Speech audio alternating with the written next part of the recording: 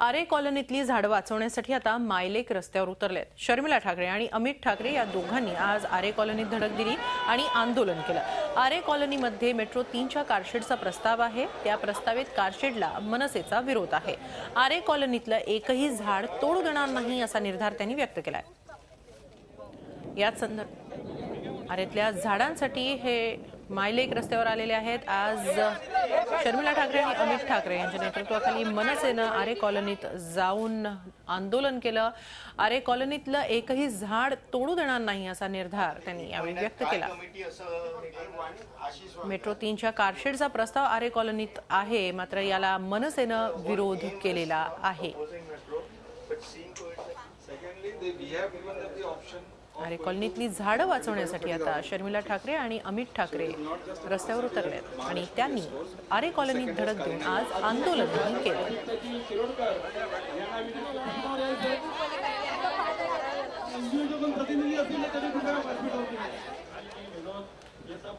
आपल्यासोबत बोलण्यासाठी आहेत शर्मिला राज ठाकरे। शर्मिला मॅम, आज शर्मिला राज ठाकरे यांना आंदोलनाचं नेतृत्व करावं असं वाटलं, नेमकी काय मागणी आहे? खरं तर हा विषय मी 20 दिवसापूर्वी 25 दिवसापूर्वीच इकडच्या लोकांना फोन करून विचारला। मला ॲक्च्युली खरं तर माहिती नव्हतं की आमच्या पक्षाचे लोक ऑलरेडी आंदोलन करतायत, कारण पेपरमध्ये वगैरे काहीच आलं नव्हतं।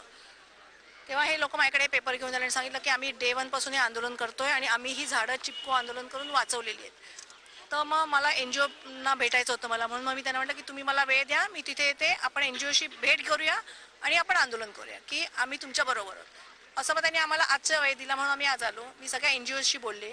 NGO पहिल्या दिवसापासून काम करतायत, त्यांना ही ग्रीनरी इकडची काढायची नाही आहे आणि ऑब्व्हियसली आपण पण ब्लूप्रिंटमध्ये पक्षाच्या असंच दिलेलं आहे की अख्खा बोरिवली, गोरेगाव, आरे पार्क सगळा हा ग्रीन झोन आहे, हा आपल्याला मेंटेन करायचा आहे आणि लोकांच्या रिक्रिएशनसाठी इथे आपण काही करू शकतो। उद्यानं करा, बागा करा, मुलांचे खेळायचं करा, पण ग्रीन झोन तोडायचा नाही। शर्मिला राज ठाकरे या पर्यावरणाच्या बाबतीत खूप जागरूक दिसत आहेत। मी बॉटनी ग्रॅज्युएट आहे फर्स्ट क्लास, त्याच्यामुळे मला झाडं खूप आवडतात। तुम्ही माझ्या घरी जरी आला तरी माझ्या घराच्या बाल्कनीत हापूसचं कलमी आंबा आहे आणि त्याला एवढे मोठं फळ येतं।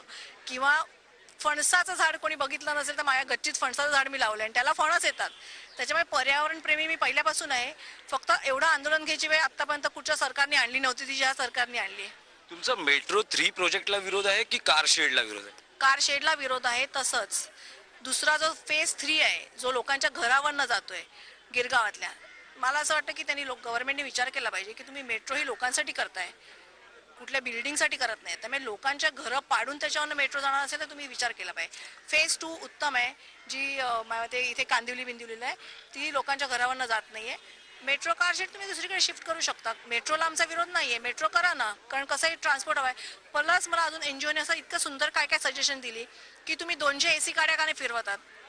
तुम्ही फॉरेनला जशा AC गाड्या असतात तशा जर फिरवल्या तर सगळी लोक त्यातनं फिरतील, कशाला लोक गाडी घेऊन बाहेर पडतील? व्हिडिओ जर्नलिस्ट फुल परिहारसह दिनेश दुखंडे, झी मीडिया, मुंबई।